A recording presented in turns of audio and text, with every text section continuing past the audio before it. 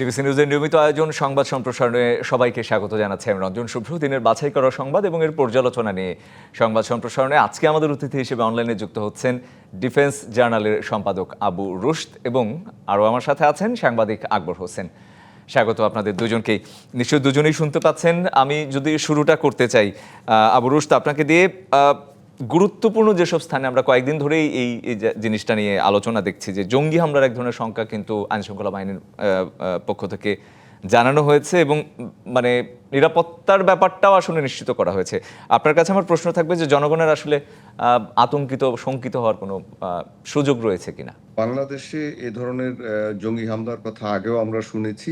বিশেষ করে বিগত সরকারের সময় আমরা দেখেছি যে বিভিন্ন জঙ্গি নাটক সাজিয়ে অনেক নিরীহ মানুষকেও আপনার গুম করা হয়েছে, ক্রস ফায়ারে দেওয়া হয়েছে বা এ ধরনের ঘটনা ঘটেছে।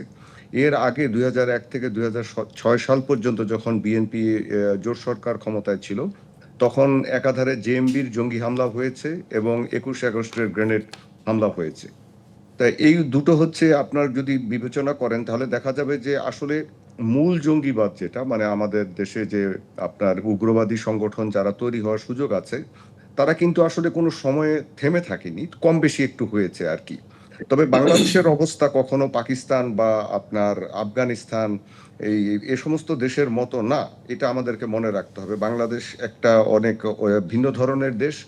এখানে আসলে জঙ্গিবাদী তৎপরতা ওভাবে চালানো সম্ভব না। তবে সম্প্রতি পুলিশের পক্ষ থেকে বা গোয়েন্দা সংস্থার পক্ষ থেকে যে বিষয়টি জানানো হয়েছে সেটা গুরুত্বের সাথে নেওয়া দরকার। তার কারণ আমরা গত মানে 1.5 বছরের উপর ধরে একটা জিনিস ট্রেন্ড লক্ষ্য করছি, সেটা হচ্ছে যে ধর্মীয় রাজনীতিকে তো এখন ভালোভাবে চলতে দেয়া হচ্ছে। আলেম ওলামারা কথা বলতে পারছেন, মুক্তভাবে ওয়াজ করতে পারছেন, বিভিন্ন মতামত দিতে পারছেন, মিছিল সমাবেশ করতে পারছেন। এতে কোনো অসুবিধার কিছু নেই। কিন্তু এনাদেরকে আড়াল করে ধরেন মূল ধারার যারা আছেন তাদেরকে আড়াল করে কিছু কিছু আপনার ক্ষুদ্র গোষ্ঠী তারা সুযোগ নেওয়ার চেষ্টা করছেন। যেমন গত বছর আমরা যেদিন মে মাসে পাকিস্তান ভারত যুদ্ধ হচ্ছিল, ঠিক সেদিনটিতেই পাকিস্তানের মানে সীমান্ত দিয়ে পেশোয়ারের ওদিকে আফগানিস্তান থেকে একটি বড় তেহরিকে তালেবানের একটা দল পাকিস্তানে আক্রমণ করেছিল। তখন ওদের একটা মেকানাইজড ব্রিগেড এটার জন্য যুদ্ধ করতে হয়েছে সারাদিন এবং সেখানে 54 জন নিহত হয়েছিলেন। তার মধ্যে বাংলাদেশি আপনার একজনকে পাওয়া গেছে, তার এনআইডি পাওয়া গিয়েছিল। তার মানে সেই যুবকটি বাংলাদেশ থেকে অন্য একটি দেশে গিয়েছে, সেখান থেকে আফগানিস্তানে এসেছে এবং প্রশিক্ষণ নিয়ে পাকিস্তানের বিরুদ্ধে যুদ্ধ করতে গিয়েছে।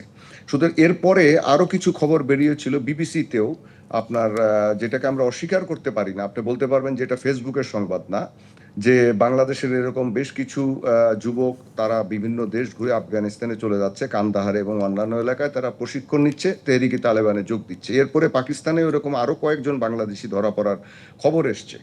তো এসব কারণে আমরা যে জিনিসগুলো দেখি যে বাংলাদেশে যে আমরা একদম পুরোপুরি জঙ্গি উত্থানের কথা উড়িয়ে দিব তা কিন্তু না। কিন্তু এটার মানে এই না যে আমরা সে আগের জমানার মতো যাকে তাকে খুশি এ ধরনের বিষয় দিয়ে সংখ্যাটাকে আসলে অমূলক কিনা বা জনগণের দিক থেকে আসলে কোনো ধরনের চিন্তিত হওয়ার শঙ্কিত হওয়ার কোনো আসলে না, সুযোগ আপনার আছে যদি কিনা? খেয়াল সংখ্যাটা অমূলক নয়, আমি তো বললাম যে অমূলক নয়, তবে সেটা এত সিভিয়ারও নয় যেভাবে বলা হচ্ছে।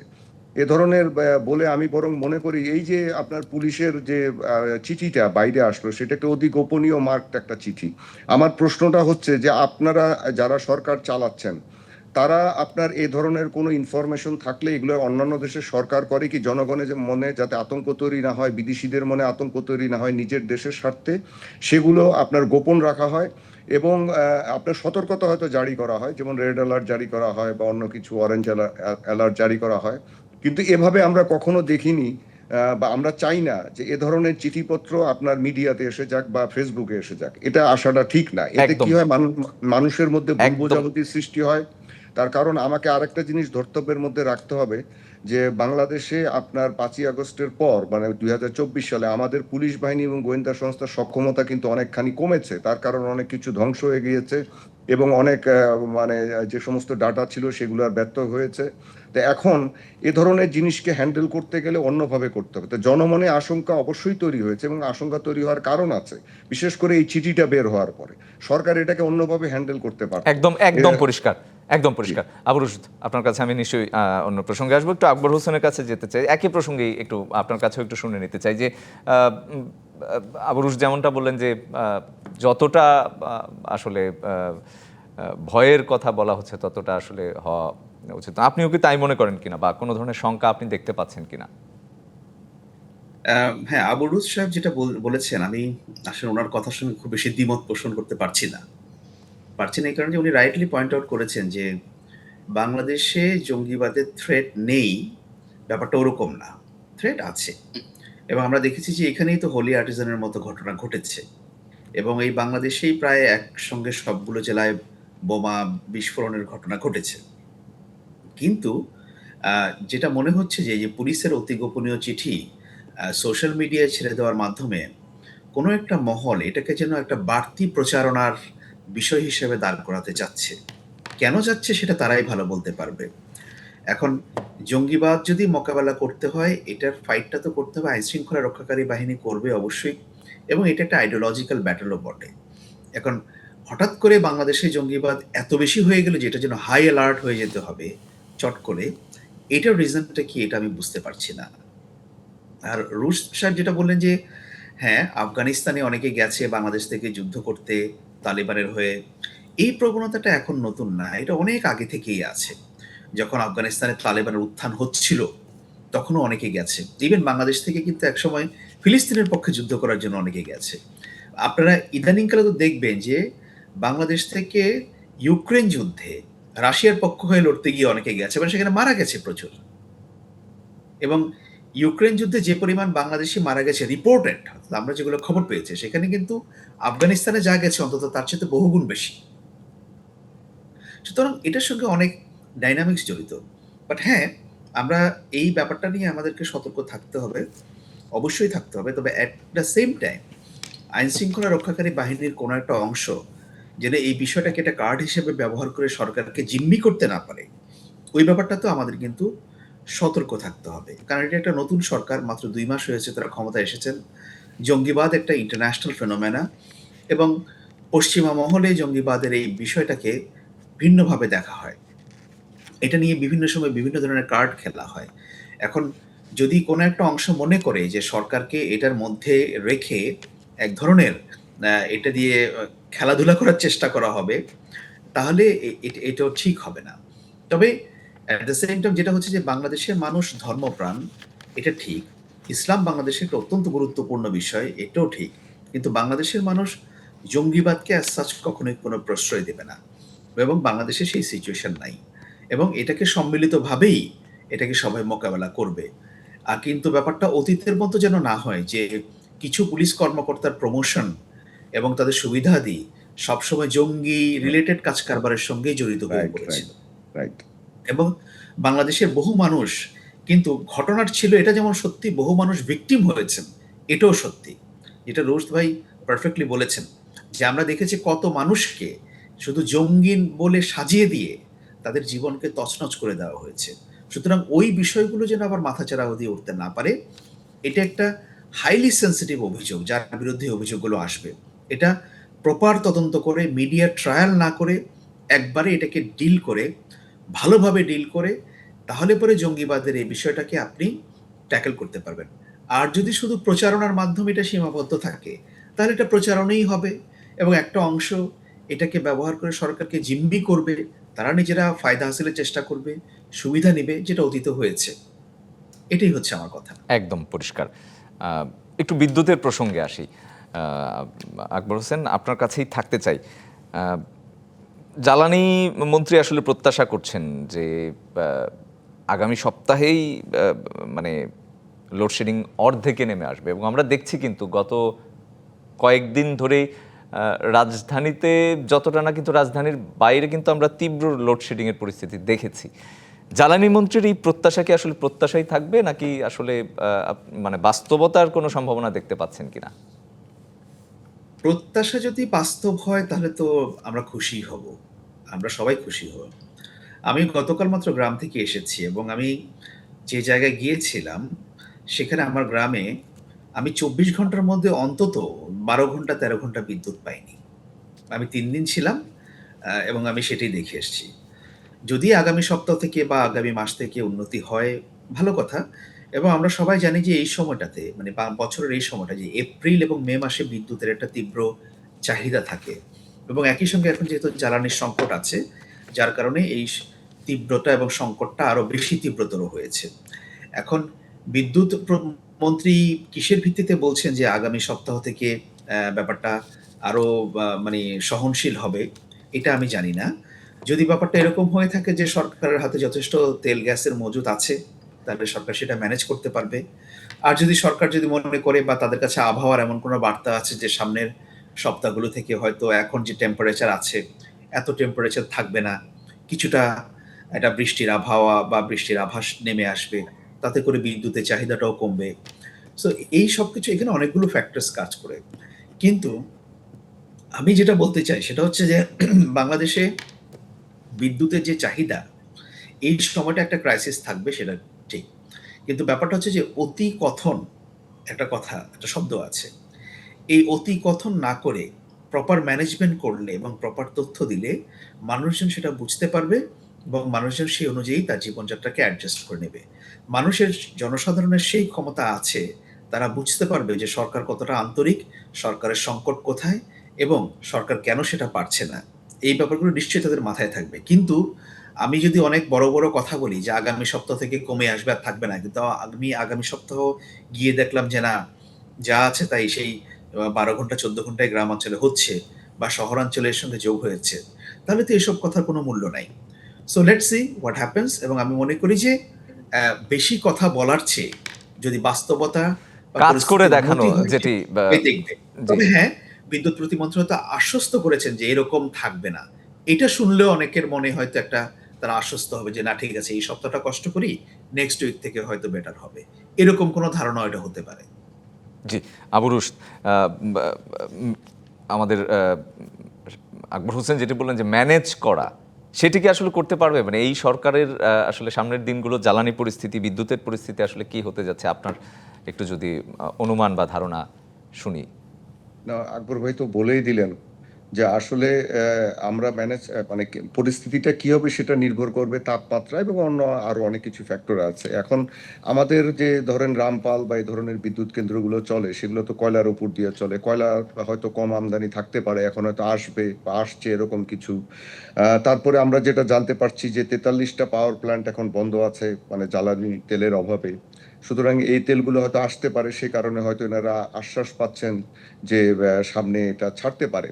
কিন্তু আপনি যে ম্যানেজমেন্টের কথা বলছেন, আপনি ম্যানেজমেন্ট কিভাবে? আমি তো ম্যানেজমেন্টের একটা জিনিস দেখি যে এই যে বাংলাদেশে আপনার যদি খোঁজ দেন, আমরা ৩ জনই সাংবাদিক, আপনারা খুঁজে বের করতে পারবেন না যে কতগুলো ব্যাটারি চালিত রিক্সা আছে সারা বাংলাদেশে। আমি শুধু বের করতে পেরেছি একটা তথ্য যে ঢাকা সিটি কর্পোরেশনে শুধুমাত্র এই জায়গায় ৩৬ লাখ ব্যাটারি চালিত রিক্সা আছে। এতগুলো ব্যাটারি চালিত রিক্সার বাইরে আপনি যে হকাররা সারা বাংলাদেশে বসেন, বিশেষ করে বড় শহরগুলোতে, তারা যে আলো ব্যবহার করেন, বাতি ব্যবহার করেন, সেগুলো হচ্ছে রিচার্জ করা হয়, মানে এগুলাকে আপনার ওই চার্জ দিতে হয় আর কি। তা এখন এগুলার বিদ্যুৎ কোথা থেকে আসে? এগুলো সোজা কথা চুরি করা বিদ্যুৎ, এবং এতে আপনার প্রতিদিন ৮০০ মেগাওয়াট বিদ্যুৎ আপনার চুরি হচ্ছে। এটার কিন্তু কোনো আপনার এটা ম্যানেজ করার কোনো উদ্যোগ বাংলাদেশ সরকারের পক্ষ থেকে নেই। এই সরকারটা যদিও নতুন এসছে, তাদেরকে আমরা অবশ্যই সময় দিব। কিন্তু কথাটা হচ্ছে একটা সরকার যখন ২/৩ সংখ্যাগরিষ্ঠতা নিয়ে জনগণের সমর্থন নিয়ে আসে, তখন তো তাদেরকে এতদিনে কিছু না কিছু কঠোর হতে হয় এসব বিষয়। এগুলো দেশের স্বার্থ। আপনি যদি এভাবে সবকিছু ছেড়ে দেন, তাহলে আপনি একদিকে কয়লা আনবেন, একদিকে তেল আনবেন বৈদেশিক মুদ্রা দিয়ে বহু কষ্ট করে, আপনার অফিসাররা মন্ত্রীরা কত কষ্ট করে এগুলা আপনার জোগাড় করবে। আর আরেক দিক দিয়ে এই অবৈধ ব্যাটারি চালিত রিক্সা, এই সমস্ত অবৈধ হকার, এরা সমস্ত না, আপনার কিন্তু আবু রুশদ, অবৈধ হকার এবং ব্যাটারি চালিত রিক্সা, তাদের জন্য তাদের কর্মসংস্থানের একটা সমাধান, কিন্তু যৌক্তিক সমাধানও কিন্তু প্রয়োজন ছিল, সেটি আসলে কতটুকু করতে পারছে? আর আচ্ছা। আপনি যেটি বললেন বিদ্যুতের বাংলাদেশে বিপণী বিতান সহ নানা আলোকসজ্জার কিন্তু আমরা বাহুল্য দেখি, সেটাও কিন্তু আচ্ছা, সত্যি। বিপণী বিতান আপনার সরকার 7টা থেকে বন্ধ করে দিয়েছেন। আপনি যেটা বলছেন বিপণী বিতানরা ট্রেড লাইসেন্স করে ব্যবসা করে, তারা বিদ্যুৎ বিল দেয়, তারা ট্যাক্স দেয়, ভ্যাট দেয়। সব জুলুম যদি আপনি ট্যাক্স ভ্যাট যারা দেয় তাদের উপরে করেন, এ ধরনের সস্তা কথা বললে হবে না। আপনি বলছেন তাদের কর্মসংস্থানের কথা, একটা ইঞ্জিনিয়ার, ডাক্তার, একটা এমবিএ পাশের কর্মসংস্থানের কথা কেউ চিন্তা করে? আপনাকে সেটা চিন্তা করতে হবে। আপনি এই যে 2024 সালের 5 আগস্টের আগে ঢাকায় কি এই 36 লাখ আপনার ব্যাটারি চালিত রিক্সা ছিল? আমি দেখিনি। এগুলো কোথা থেকে আসলো? তো 2 বছর আগে এরা কি করতো? এরা কি করে খেত? এগুলো হঠাৎ করে ঢাকায় আসলো কেমনে? এতগুলো ব্যাটারি আসলো কেমনে? এই জিনিসগুলো কি আমাদেরকে দেখতে হবে না? এগুলো কেউ আনছে? আপনার লাখ লাখ টাকা না, কোটি কোটি টাকা চাঁদাবাজি হচ্ছে এগুলোর মাধ্যমে, এবং অবৈধভাবে ব্যাটারি রিক্সা ছেড়ে দিয়ে বহু লোক বসে বসে খাচ্ছে। আপনি খোঁজ নেন, আমি খবর নিয়েছি। আপনাকে এগুলো এত কিছু বলতে গেলে সময় লাগবে, কিন্তু কথাটা হচ্ছে যে এরা খাচ্ছে। এখন আপনি এদের কর্মসংস্থানের কথা বলে, এরা 2 বছর আগে যেভাবে কর্মসংস্থান ছিল সেভাবে যান। আপনি গ্রামে যান, ওই যে উনি তো গ্রাম থেকে এসছেন, উনি খবর রাখেন যে গ্রামে কৃষিকাজ করার মতো লোক পাওয়া যাচ্ছে না, ফার্মিং করার মতো লোক পাওয়া যাচ্ছে না। আপনি কি তাদেরকে সারা জীবন এনে ঢাকা বা জি। অন্যান্য বড় শহরে ব্যাটারি চালিত রিক্সা দিয়ে আপনি বিদ্যুৎ খাওয়াবেন? তারপর আপনি বলবেন আপনি ম্যানেজ করবেন? ম্যানেজটা কি? আপনি আমাদের উপরে বিদ্যুতের বিল চাপিয়ে দিবেন বেশি করে, যারা বিপণী বিতানে বিল দেয় তাদেরকে বিদ্যুৎ বিল চাপিয়ে দিবেন? আপনি, এরা তো অন্তত পক্ষে দিচ্ছে, আপনি এদেরকে আপনি কন্ট্রোল করতে পারবেন। যেমন এই যে 7টায় বলেছেন, 7টায় এরা বন্ধ করছে, কিন্তু যারা রাস্তায় আপনার এগুলো করছে তাদের কি আপনি বন্ধ করতে পারছেন? বন্ধ করতে তো পারছেন না। জি। আপনি তারা চুরি করছে, আপনি তারা তো কোনো বিলও দিচ্ছে না। আপনি এভাবে কতদিন চলবেন? আপনি ম্যানেজমেন্টের কথা আসলে এত এত কিছু আমাদের দেখতে হবে না।